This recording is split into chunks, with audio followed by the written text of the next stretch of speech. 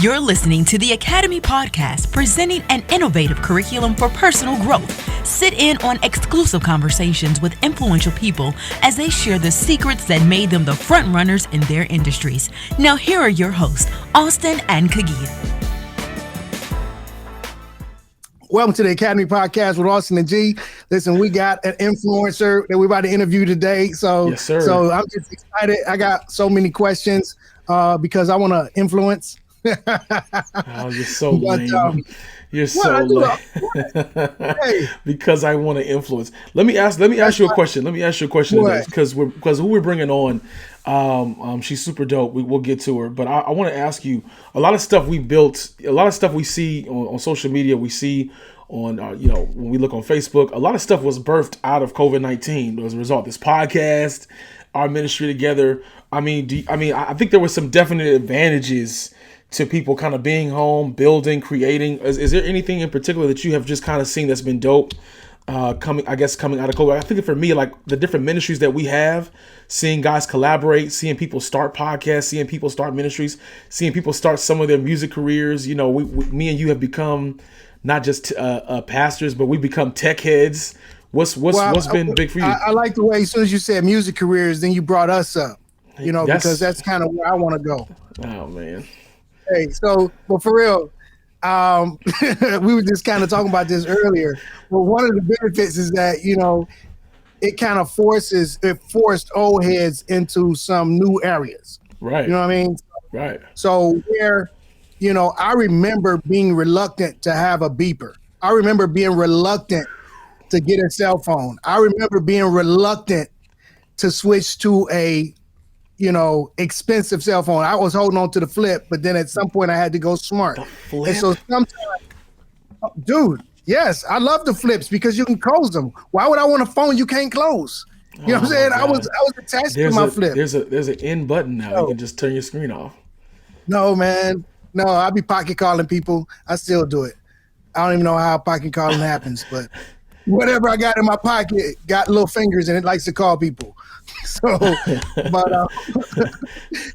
I really think what happened with COVID forced a lot of people to do some things, and even for me working with you, I don't think I'd be in a cave like gnawing on old bones, but I wouldn't be doing the things I'm doing. So this kind of brought us together and had us working together, and so I'm able to do some fly stuff. At my advanced age.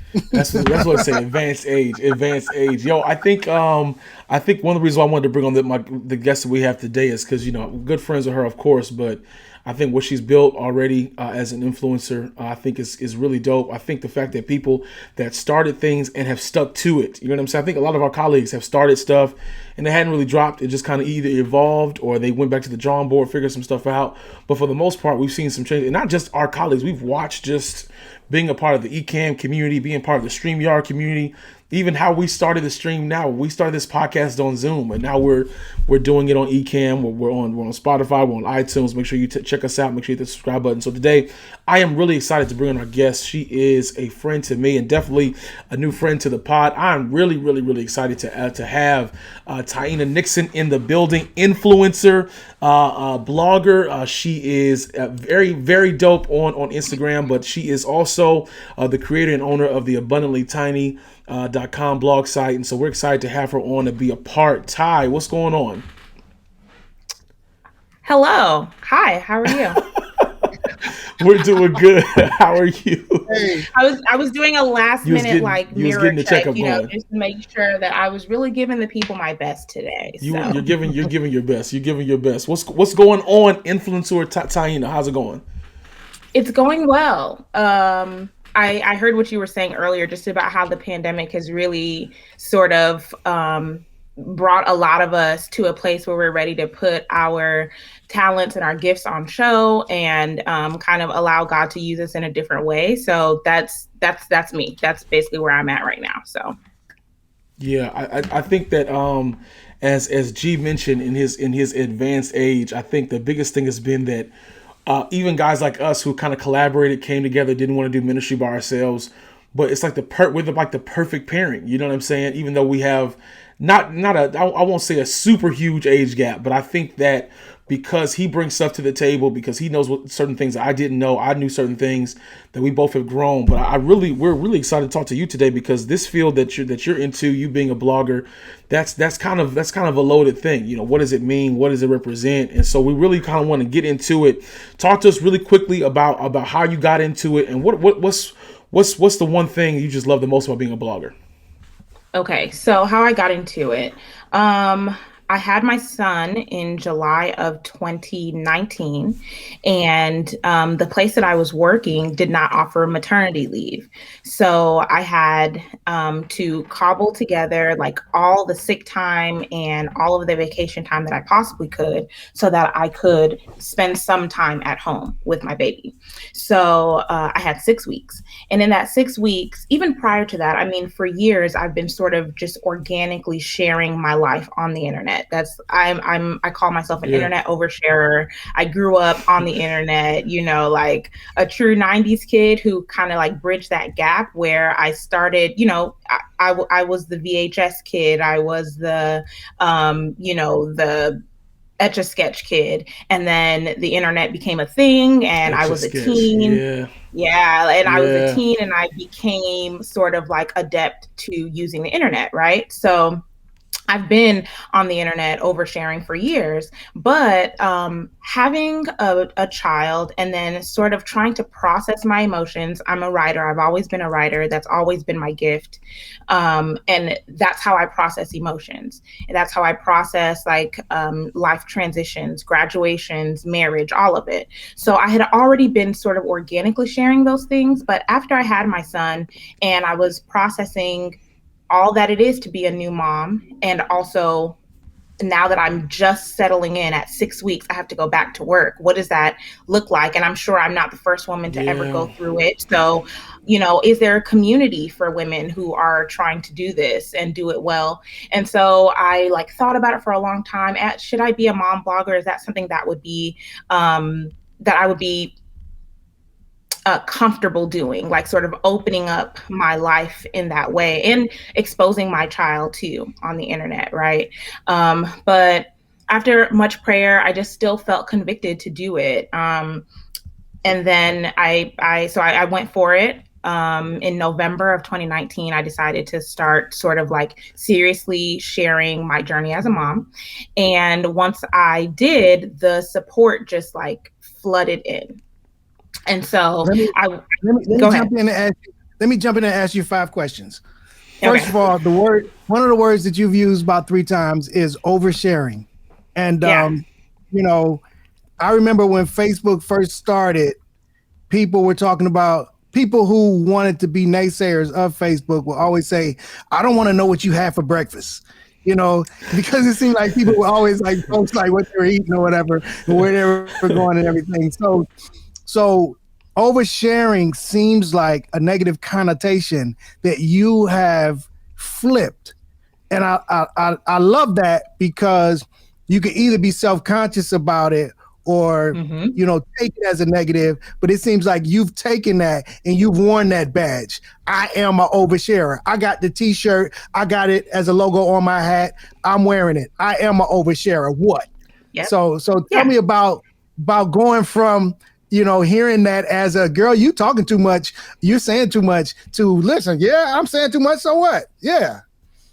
The way that I see it, and this is very much, I think, a influencer blogger thing, is you can just unfollow me. Like if you are not interested in hearing what I have to say, you can just leave. And I don't mean it to be disrespectful, but that's what I do. That's reality. There are people that I know. Yeah, there are people that I know in real life that I have no interest in following on the internet, because they be talking about stuff I don't care about.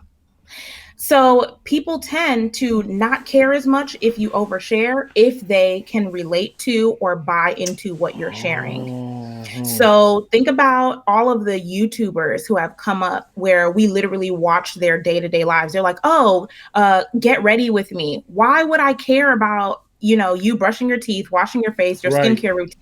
what you put on today, had breakfast, went to Target. Why would I care about that? But it's because I've bought into your story. I've bought into who you are and what you represent. And either I relate to it or I aspire to it. And so I feel comfortable oversharing. And I should say I work really hard to try and be concise and succinct, though, even though I'm saying I'm oversharing, in order to like not lose my audience. But if you don't want to see it, that's okay. I'm not for everybody and everybody's not for me. So. Okay, a follow up to the overshare question. I told you I had 5. Follow up to the overshare question is because I'm one of those. So, and I have a platform every week where before COVID, every week I got a microphone and people are listening, right? So what happens is and I always talk about it, if you in love with God, it should just come out, right? So I'm in love with my wife too, right? I love my kids too, right? So whenever I'm talking, I don't write my sermons down, so it comes out. I'm talking about my wife. I'm talking about what happened with the kids this week because it ties into the sermon. And so there is some kickback to me bringing them up all the time. And so tell me, well, you can't repeat it if you got in trouble for it, but because I was about to ask you, the question I was going to ask you, what did you say that you got in trouble for? But no, we don't want you to say that. I haven't, but I haven't though. I haven't gotten in trouble.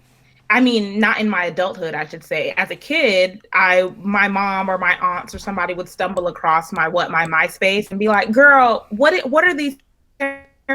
Who told you that you could do this type of thing, whatever, right? So like, okay, so that was childhood. But as an adult, I guess the better question is there anything off limits?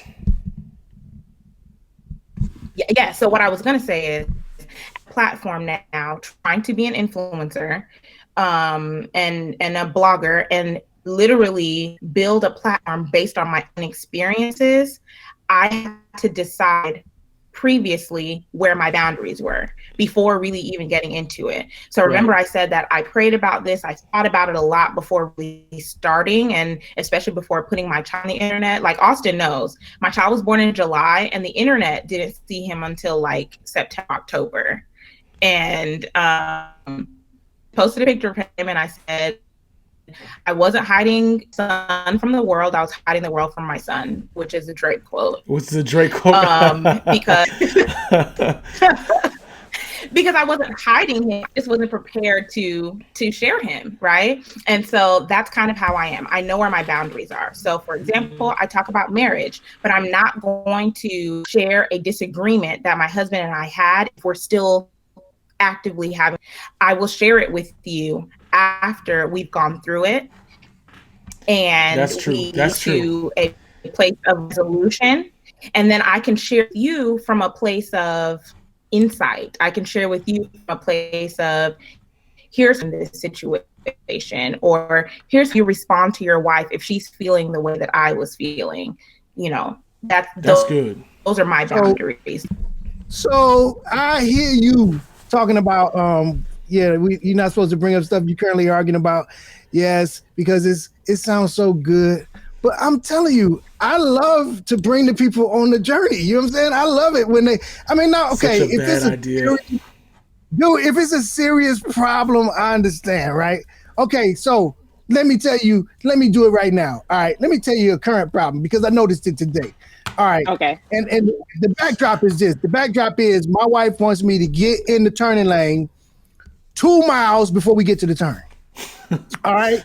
So I'm minding my business driving. I know where I'm going. She like, you're going to be turning. I'm like, babe, we're not turning for a half hour. You're going to be getting off at the next egg. Babe, I know. Okay. But what happens every once in a while, when it's time for me to get over, there's a truck and the car behind the truck and a van behind the car, and I can't get over in time. And then she becomes right. So now everything she says is, remember that one time, because she was right that one time. And so that one time. I'm sure it was more than one, but okay. It's your podcast, so we'll let you hear. I just noticed today when I came in the garage, like she gets nervous because I pull up too close to the wall. So No, I've so seen we you. got I've been in your house. You do be a little closer to that wall. so she got this little light thing that it'll turn yellow and red to tell you to stop before you hit the house. In the So house? in the garage, there's a little thing that senses the car. Nice. So Nice. I like to get it to red. Oh, so See. so today when I pulled up, I looked over at her and she was like, See, and And it I was sounds like like- you're purposely stressing your wife out, Right. and I don't know why you're doing that, but this is minor enough, and she might not be genuinely upset enough that you can't bring it up while it's happening, right? Okay. Like, Right. okay. And then it really also depends on what is the point of what you're sharing. Like, are you just sharing it to be like embarrassing? Are you sharing it to be relatable?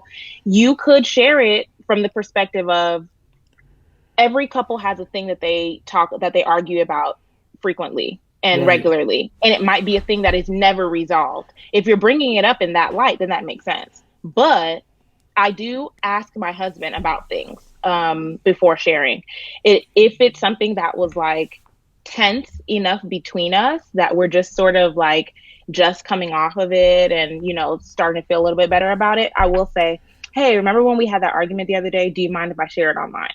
And he's never said no before. So I don't have to worry about, Right. you know, him finding out and feeling like I put us on blast or whatever. You know what I mean? But the main point is deciding before where the boundaries are. Don't decide in the moment. That's Because in good. the moment, the creator in you is like, ooh, this is some good content. Oh yeah, they would like this, right? That's And G. so Yeah. if you didn't already, that's him. So if you didn't already decide beforehand where your boundary was, you would just do it. One of my boundaries is I don't share my child's milestones on the internet because for me it feels Oh. performative. Yeah. So Austin, That's you know, you've interesting. been following me for a That's while. right. You never saw me do a post that said, guess what, guys? Theo is walking now. It's just one day you happen to see a video of him walking. I am never going to say like, oh guys, I never said, guys, Theo said his first word. And it's important to me not to do that because we can do that when it's a good thing that's happening. But what if he has a delay? Or, you know, what if he's struggling with something and now it's like, oh, hey, you never told us about blah, blah, blah. Right. Oh, hey, you never mentioned that Theo, you know, started school. And it's like, I'd never share those milestones with you. So you have no expectation of me doing that. And it won't become a point of friction or something that hurts me to have to share or not share, if that makes sense. This is what I want to bring to my next question because you talk a lot about content. A lot of content from G to myself, you, Todd, comes from our own life. Preachers say that the best illustrations are personal.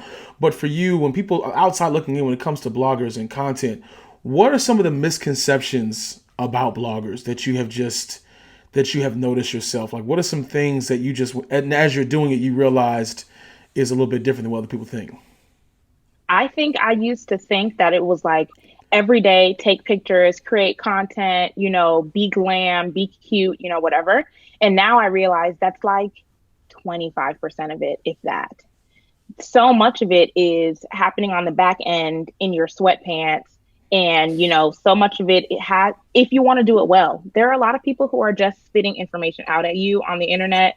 And if you like them or you know them personally, maybe you've bought into it. But if you want to do it well, if you want to create visuals and stories that stick, that really draw people in, you have to be very intentional about it. And I didn't realize that. So a lot of what I was doing in the beginning was just capturing the moment and sharing it, which is beautiful. And I still do that now. It's like one of maybe 2 or 3 pillars of content creation, capturing, you know, what is happening in the moment, creating something brand new, or just sharing something that you've seen from someone else and sort of recycling it. And maybe you give them credit and say, I saw someone say this and this, and you build on it, or you just literally reshare what they did, but using your own branding.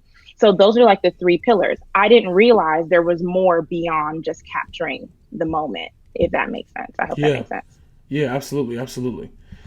G, we got to work on you capturing the moment, dog. I think we got to work on that, man, because you can't wait to drop.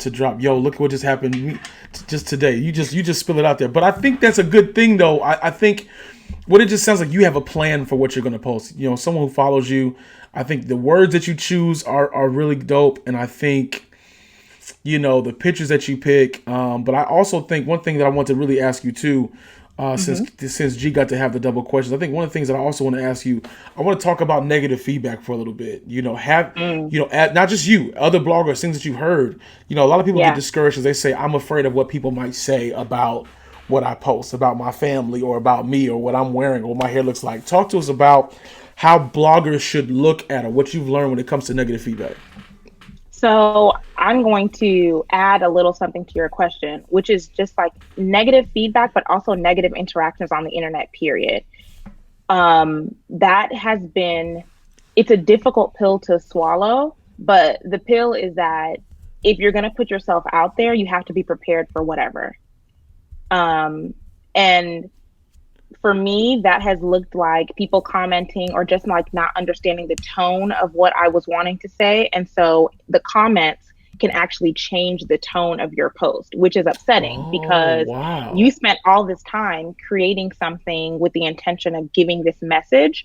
But if there are one or two people who get in those comments and twist it, that literally happened to me a couple of months ago.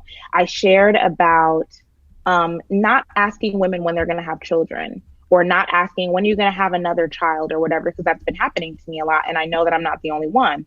And so I was saying, you know, it's super invasive. It can be extremely hurtful because you don't know, you know, what their conception story has been. Maybe they've had miscarriages in the past and things like that. You should never ask. It's just not appropriate. Right. And so I always ask I have a call to action, whether I'm telling you to go watch my stories, click here for my blog link, or in the comments, tell me this or that. Right. So I think that day, my question was sort of something like, you know, how do you feel about this? Has this happened to you? How do you respond to people when they say this to you?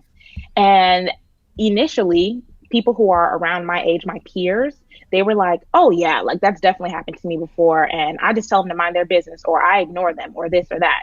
And so we're kind of all in the comments, like cheering each other on, like, good for you, girl. Don't let them make you uncomfortable. It's okay, blah, blah, blah, blah, blah. But then there was another wave of comments that came in. And these are women who are a little bit older than us, middle-aged women. They're done having children. And personally, I think they just forgot what it feels like to be in this position, because they've had all their children and nobody's asking them at this point. No one expects for them to be having children at this point, right? And so they came in with I don't get offended when people ask me about, I don't remember being offended by that, or, you know, whatever. And it totally changed the tone of it. And I was really upset because I was like, I feel like by doing that, you're invalidating the feelings of the women who rightfully are upset by this. And so in that moment, I had to stop and think, is it appropriate for me to go back and forth on this post? Will that fix it, or will that further change the tone of what I'm trying to do here? And so you got to manage the tension of, do I respond to everything to try to flip the scenario back, or do I just let it be? Let it be.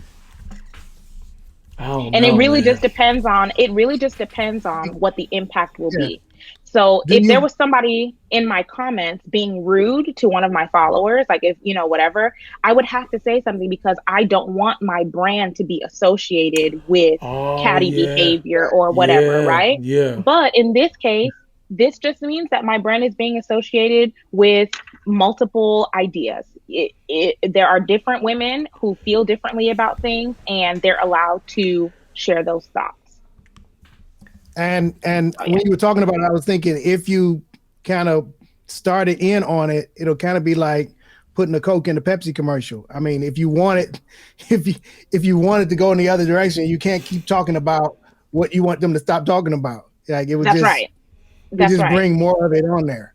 Exactly. Yeah. So I didn't, you know, I responded to them because I didn't want them to feel like engagement is a big part of building an online community. So I didn't want them to feel like I wasn't engaging with them just because I didn't like the tone of their comments. But I spent more time engaging with the women who were sharing their vulnerabilities, with the women who were sharing their frustrations, and just kind of highlighting those.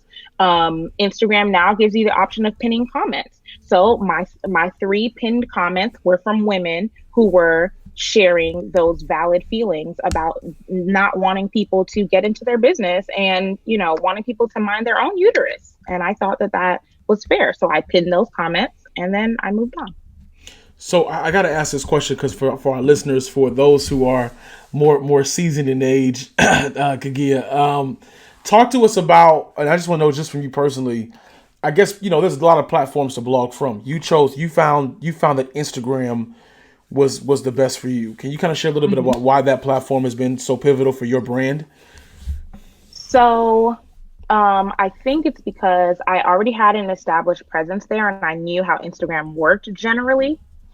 I knew that I wanted to be able to tell my picture in stories more than, in photos, even more than words. So I have been on Twitter since like 2011, I think, but I don't necessarily use Twitter for influencing as much because what I have to say and what I want to portray can't just be captured in 160 characters, Right. generally. And I don't want to be doing a whole thread on Twitter. So Instagram was where, and also I had learned a lot from Instagram personally as a mom and as a woman and as a wife. And so I knew that there was already a space for that and that I could be a part of that. I also noticed that a lot of the women who were doing really, really well on Instagram in that space, who were doing well as kind of lifestyle mom, wife influencers, they don't look like me. There are a lot of white women doing really well in that space. And so now there's a push for more Black women, more diverse women to get into that space and to share their stories and to provide community for other women to feel like, hey, she looks like me and I relate to her stories. She talks like me. I relate to her stories. Her babies have hair like me. I relate to her story. So it was a natural fit for me to use Instagram in that way. That's dope. Hey, G, go ahead. Yeah, what's talking about the comments again? What's your opinion on any publicity is good publicity? I had a friend that was on a what are those shows? Come on, y'all gonna talk about my age again? Where they follow you around, where they follow you around with the camera all the time. Reality show. I had a friend on a reality show, and there was a lot of you couldn't get reality show out. I couldn't get reality show. Oh man, that's great. Yo, that's not age, that's memory. So, but like there was some negative publicity, right? And he was just like, any publicity is good publicity, and I was thinking, wow, I don't know about that. But how do you feel about that? And I don't know if everybody feels the same about that. So I want to ask you. I feel very strongly about my brand. So I should say, because I didn't really get into all this with my intro and everything. I talk about motherhood. I talk about, marriage. I talk about faith. And I talk about womanhood, sort of like being a self-actualized woman, because I think that's super important. And that's where I want the focus to be, right? I want the focus to be on, hey, I'm a woman of faith. I'm a believer. I'm building a platform where other women of faith can build community together, can feel engaged with one another, and so that they can feel like they can realize their potential as well, right? So if I am then portrayed on a reality show or wherever it is, if I'm portrayed as someone catty or someone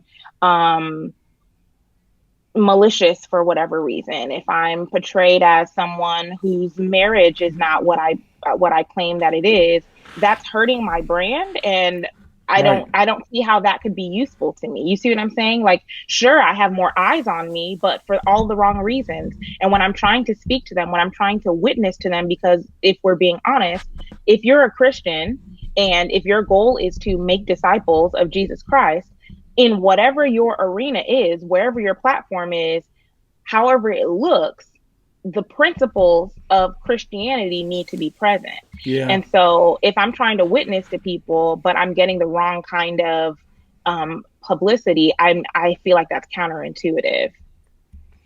So going viral for the wrong reason can affect the brand. even though a lot of people might see you if it's for the wrong reason. Ty, do you ever get caught up in I guess, Instagram did something where they took the likes off, and I think they put them back recently. But do you ever are you ever watching the likes on post? I mean, do you have to psych yourself that some posts are going to do better than others? I mean, that's got to be just, because you do this, That's a constant part of my journey as a creator, is reminding myself why I'm doing it, reminding myself what impact actually looks like, and reminding myself that no one piece of content makes up my entire brand. Yeah, so that's good. This one piece of content bombing, allegedly, because a lot of times when I think that something is bombing, like 2 days later, some random woman finds my profile, goes to that picture specifically, goes to that video specifically, and then DMs me and says, "Oh my goodness, you don't know just how much I needed to hear that right now." Or just comments and says, "Wow, I was having a terrible day and that just lifted my spirits." You know what I mean? So I have to remember those things in the moment when it's happening, so that I'm like, it doesn't matter. It doesn't matter. But it's a constant reminding myself it doesn't matter. There have been some podcasts and some programs that we have done that in the middle of it, I said to myself, like, this is going to get deleted. There's no way. And like, I'm not going to lie, I'll be transparent. Like, there's been some times we wear multiple hats, Austin and G, we wear multiple hats. There was a particular person or something we were doing, and that view hit like 2 views watching. Then it went down to 1, and I was just like, oh. It just hits you to your core. And it's so funny when you have major programs and major stuff online and you see the numbers kind of rise, especially because we do most of our stuff live, and you see those numbers climbing over 100, hitting 200. You're like, oh man, you feeling like on top. Because of course, you know what I'm saying? Like, yo, this is dope. But every now and then you just like, dang, like when's it going to rise over 25 people watching? And I think I had to realize I got to value the 25 people, the 20 people, absolutely, the 10 people that took time to sit and to watch. And I know G's laughing because there's a couple that we have not put up because we're just like, nah, this is more of a waste of time. Now, can I say though, on the flip side of that, you got to know when you're making quality content and when you're not. Thank you. You do need to know that. That's true. You need to be aware. True. And you need to be able to say, you know what, this isn't my best. I'm going to have to shelve it. You're going to have to shelve it. That's what I've done. Yeah. Because no one piece of content makes up your brand, but every piece of content is a part of your brand. There's one piece I want to delete. He won't let me delete it. There's one piece he wants me. I can't delete. He won't let me delete it. That's all. We gotta repeat what you just said. You said there's no one piece that represents your brand, but every single piece represents your brand. Of your brand. That's right. Every single piece is a part of the brand. So for me as an influencer, right? I want to work with brands that I love organically, brands that are aligned with my core values. I want to do that. And there is no brand that is going to get a pitch email from me or maybe see my name under a hashtag and say, we want to work with her, just off the strength of that one email or that one piece of content. What they're going to do is they're going to go to my profile, they're going to go to my blog, and they're going to scroll and they're going to take a look. They're going to look at the quality of my pictures. They're going to look at the strength of my storytelling and my captions. They're going to look at the continuity. Is she talking about like sort of the same thing, or does she randomly mention this and then randomly mention that? So maybe that one piece of content in this moment doesn't make up everything about me, but it is a part of me. And when someone comes to my profile, it needs to make sense. And so it's overall body of work. Then that's what you're saying. It's overall body of work. It's not just one. Yeah. Right. Yeah. I learned this phrase or whatever from Allie Reeves. She is an influencer, and now she has found so much success as an influencer that she teaches other people how to be influencers. And she says, you need to be okay with B- work. And she said that because a lot of us are perfectionists and we get really, really stuck on one piece of content. And when you do that, first of all, you're wasting your own time because you could be working on other content. You could be working on making connections with brand partnerships and other things like that. And so she was like, that one piece of content, could it get you at least a B minus in your eyes? Is it at least a B minus? Have you put enough time in it? Is the photo quality good? Girl, put that thing out there and move on. Because it's not everything, but it does need to at least be, and you can decide what B minus is for you, right? And so for me, I can't quite do B minus, but I can do A minus. So for me, the threshold is A minus. If it's A minus, B plus, I'm like, all right, let it go. You've been working on it for an hour now. It's, let's move on. That kind of thing. The funny thing about it is, I love the story about the song, The Grapevine, because it was a work in progress that Berry Gordy just came in the studio and said, don't touch it. We're putting it out just like this. Do not touch it. We didn't master it yet. We didn't clean it up. We didn't do this. Don't touch it. And so they put it out the way it was, and it's not perfect. It's a hit. It's not studio perfect, but it's so same thing. The opposite with Prince with Dove's Cry. It had a whole bunch of stuff in it that he began to take out. He took the bass line out. He started to take everything out of it and put it out kind of raw. And that's one of his best hits. So it's like sometimes we overproduce. That's right. Sometimes it's not even worth the time and energy that you put into overproducing it. You're not going to get the return on investment on that time and that energy. Can I say the pieces of content that I have that have gone viral have always been, with the exception of maybe two, the ones that have gone viral are like very simple, definitely A minus, B plus, possibly a B minus. Austin knows I did a reel last week. I don't understand how the numbers went everywhere. It's everywhere. I don't understand how the numbers are still climbing every day. I still have more notifications, more comments on it, more reshares on it every day. And it's been like 2 weeks. I made that reel in like 7 minutes. And when I looked at it, I was like, the lighting ain't right. I was like, I should have worn something else. I should have put some makeup on. I went on and on in my head. And then I was like, B minus, just put it out. Just put it out. Yeah. I didn't even spend time on a caption. I one line caption, I put it out there, and it's still going viral currently. That's crazy. Well, and we talked to some photographers once, and one of the things that kind of came up was, I hate those pictures that are so touched up that, you've gotten rid of all the blemishes. The skin is a perfect color. Listen, I'm looking at myself now. My nose is a little lighter than the rest of my face. Yeah, that's the way I look. All right. I don't really want you to lighten the rest of my face up, and glamour me all up, because it's not authentic. And hopefully people relate you to look good, I humans. still look like myself. That's right. People relate to the parts of you that seem more human. When you make an error in your speech, people like you a little bit more than they would if you had said that speech perfectly, because they feel like, oh, I make mistakes too. Like, it's cool. And people also, whether they do it consciously or subconsciously, they think that it's brave for you to put something out that's not perfect, and they can tell when you're manufacturing it versus when it's just authentic, and they will connect with that.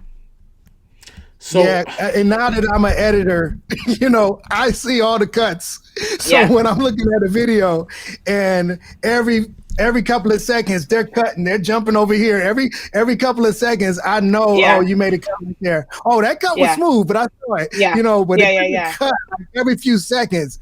Man, just do it in one. I mean, you don't have to do it in one take, but some folks. It just sounds like it takes time. It just takes time to build the craft. Like, it just takes time to put the content out. I think, G, you and I, when we started the pod, like, I think we wanted better because we saw better. And I was like, you know what?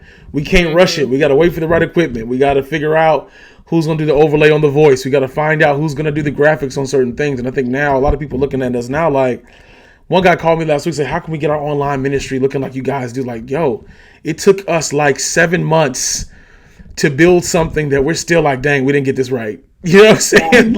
Remember, this was a notion that I put out there, like this is facts. This is just the way it is. I said, there's going to be a problem every episode that's unforeseen. Like, there's something going to go wrong every time. But you know what happened? I forgot about that, because now there's not usually something that goes wrong. But in the first few months, everything was going wrong. Everything. And it was going live.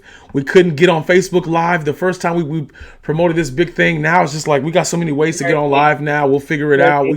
We can reach out to people. So I think that's good stuff. So Ty, before we get ready to wrap some stuff up, I do want to ask you. So G wants to start his blog tomorrow. Like he wants to start tomorrow. Just if somebody's listening, they've been thinking about it. There's a mom, there's a young brother that wants to start something. Give us, what's the first step? What if you could look back and talk to yourself and see what you did, because we see where you are. No, we know you're going higher with it, but for the person that G wants to start tomorrow, what's a couple things you got to share with him? I think the very first thing you have to know is why you're doing it. Like, what is the point? If it's just for clout, don't do it. It's way too much work to do just for clout. So I would say know why you're doing it.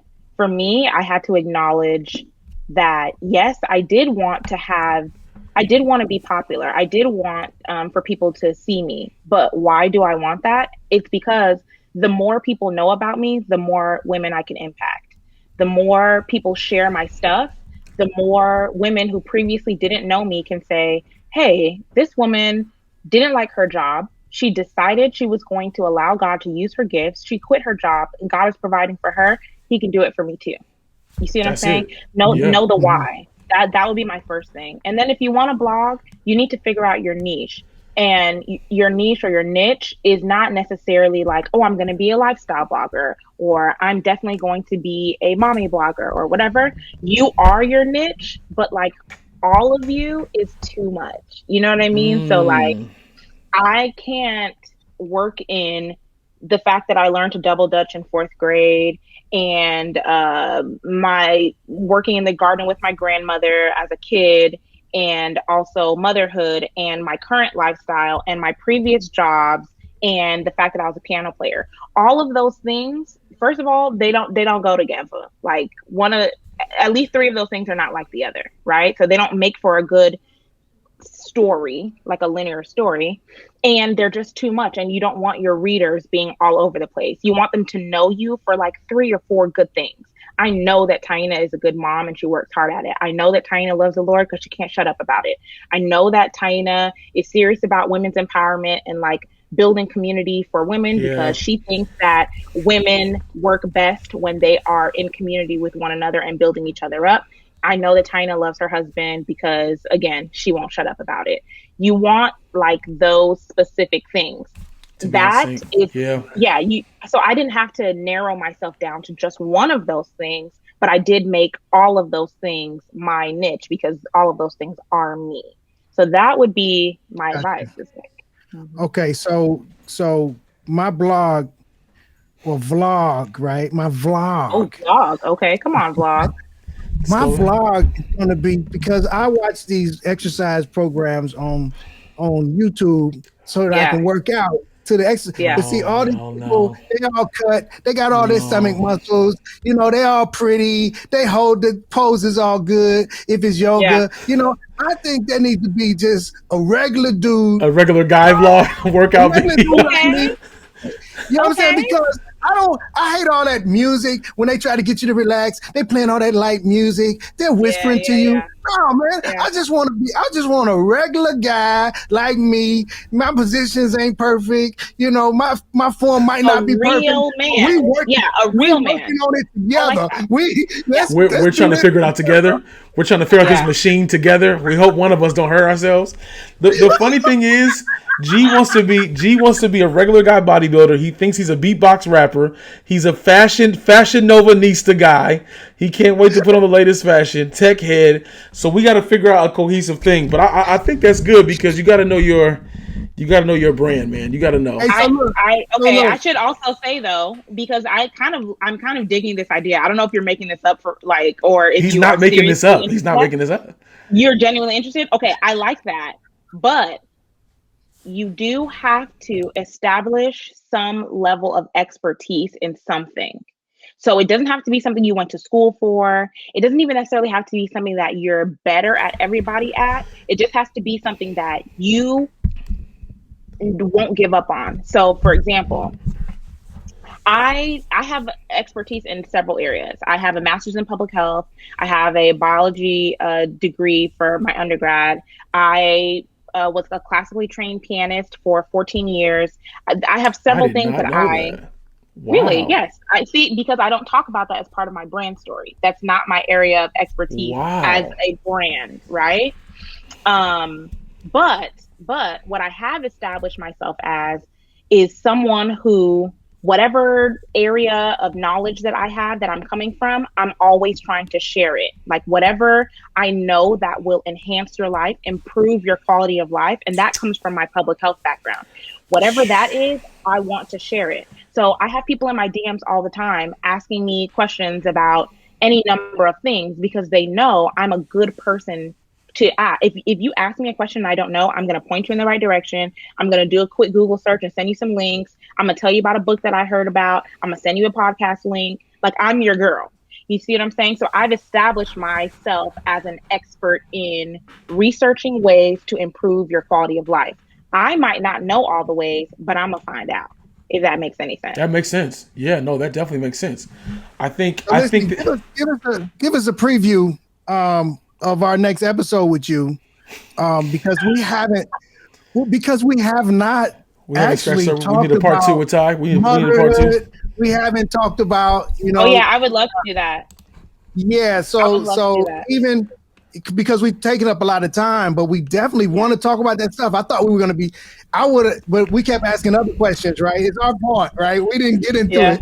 I'm trying to get your blog started, bro. You want to be the regular guy that works out. I'm trying to get your blog going. So Ty, we want to do this for you. Just real quick, plug your stuff, Ty. Tell people how they can find you. How can they really just kind of, all things Taina? Okay, so I am Ty2A_T, TAITOA_T, Ty to a T. On Instagram. Don't follow me on Twitter. I just be talking about foolishness on there. Okay, don't follow me.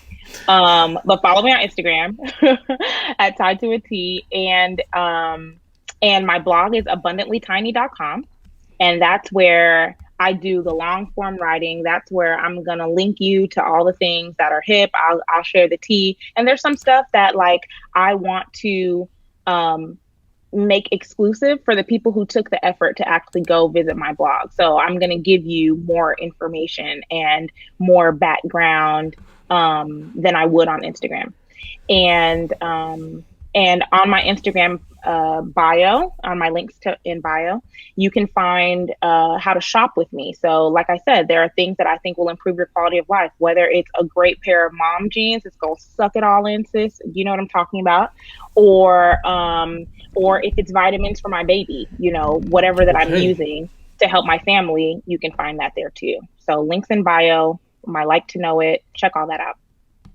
So man, this is for the next episode, but really, like, can you give like the men who are listening like a clue? Like, if it's Valentine's Day, if it's birthday, oh my gosh, give us you the want the tools? Like, what do y'all? Okay, you with your girlfriends, y'all talking about your husbands, and what one husband always does it right. He always gets the right gift. He's so thoughtful. The rest of the husbands are clueless. Can you kind of I'm not even gonna lie. That's my husband. My husband gets it right. It really is. Yeah, I can't even lie. We look to him for leadership and guidance. He gets it right. He gets it right. First date, within 30 minutes, I knew I was going to marry him. That's not an exaggeration. He gets it right. We got to bring Ty back for that. That's good. That's actually good. I will give y'all all the tea on that. And it really comes down to paying attention. That's what it is. That's what he does. He pays attention. I very rarely say I want A, B, and C, because most of the things that I really want, I don't want to spend money on it. So I'm not going to tell him because I'm a cheapskate. So he just listens to my conversations, and he listens to, And so the things I would never buy for myself, like this MacBook that we're talking on right now, he got me this MacBook for my birthday. He said she wants to be a blogger, but if I leave it up to her, she's going to keep doing it on her phone. So I'm going to buy her a laptop. Yeah. See, listen, this has been a good pod. We got to do a part two with Taina because forget whatever she's doing with motherhood. He wants all the secrets to help his wife and benefit his life. That's what he wants, man. And that's what I want to do. That's it. We gotta bring it back. We gotta bring you back, yo. So listen, If you want to hear more from Taina, check us out on, of course, our podcast, Academy Podcast, Spotify, Apple, iTunes. You can catch us out on Google Podcasts as well, Facebook, YouTube. Can't wait to drop this pod so that you guys can hear it and be a part. We're glad that we had Taina here today. One more time to check her out on her blog at abundantlytiny.com. Make sure that you get all of her latest information about what she's got going on. And maybe we'll do an episode where we do it with Taina and Kagia can shop with Taina to get all of the mom jeans that he needs to be successful in life, everybody. This has been a wrap. Take care. We'll see y'all next time. Peace. You've been listening to the Academy Podcast with Austin and G. Hit the subscribe button and come again. You can find us on Spotify, iTunes, YouTube, and of course, Facebook. Oh yeah. And if you know someone who could use the information you just gained, take a minute to share. Much love from the AP. Peace.